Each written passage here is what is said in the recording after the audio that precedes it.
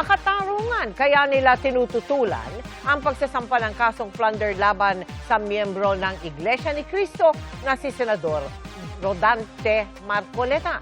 Sabi yan ng tagapagsalita ng Iglesia ni Cristo.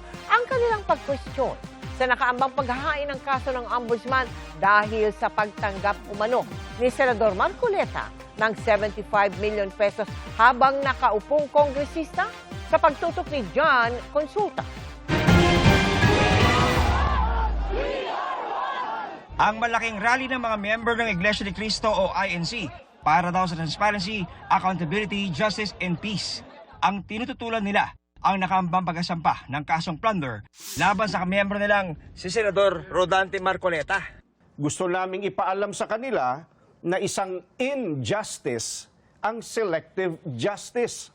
At hindi kami mananahimik sa harap nitong napakalaking pagyurak sa katarungan na hinihingi ng ating mga kababayan.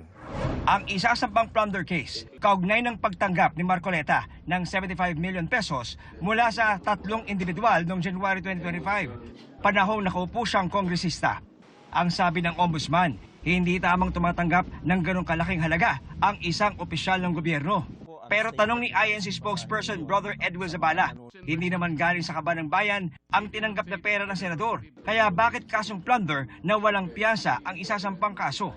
Paanong naging plunder ang pagtanggap ng campaign donation o campaign contribution? Hindi naman galing sa kabangyaman ng Pilipinas ang tinanggap niyang donation. Hinihinga namin ng reaksyon dito ang Office of the Ombudsman, pero dati nang sinabi ng tanggapan na sa ilalim ng batas, hindi kailangan galing sa kaban ng bayan ang perang tinanggap para ituring itong plunder. Tanong pa ng INC, bakit si Senador Marcoleta na isa sa mga nagsiwalat ng katiwalian ang nakatakdang kasuhan? Si Senator Dante Marcoleta ay nanguna sa pag-iimbestiga sa isa sa pinakamalaking pandarambong na naganap sa ating kasaysayan. Bakit siya na nagsusulong sa pag-expose ng mga sangkot sa napakalaking pagnanakaw sa Pilipinas ang kakasuhan at ipakukulong sa halip na ang mga na-expose? The meeting is now called to order. Matatandaang nang maupong chairman noon ng Senate Blue Ribbon Committee, pinangunahan ni Marcoleta ang pag-iimbestiga sa umunoy pangungumisyon ng mga opisyal sa mga flood control projects. Nais naming iparinig sa mga kinauukulan na kahit ipakulong nila si Senator Marcoleta, ay hindi kami titigil sa paghingi ng katarungan para sa mga kababayan natin na ninakawan.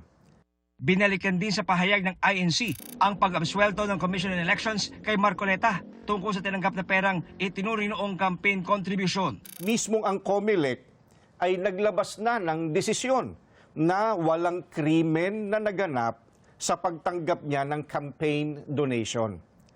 Sinusuportahan ng Iglesia ni Cristo ang itinataguyod ni Senator Marcoleta dahil ito rin ang posisyon namin.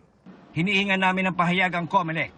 Pero dati na nitong sinabing bagamat na kumpirmang tumanggap si Marcoleta ng pinansyal na kontribusyong nagkakahalaga ng 75 million pesos, nangyari ito bago ang simula ng campaign period kung kailan hindi pa may tuturing na kandidato si Marcoleta. Kaya ang non-declaration ay hindi matituring na election offense. Pero paglilinaw ng COMELEC, maaring may iba pang batas na nakakasakop dito. Paglilinaw rin ng INC. Hindi tutol ang Iglesia ni Cristo sa pagpapatupad ng batas. Pero tutol kami sa pagbaluktot sa batas, lalo na kung ang layunin ay para pagtakpan ang katiwalian. John Consulta, nakatutok 24 oras.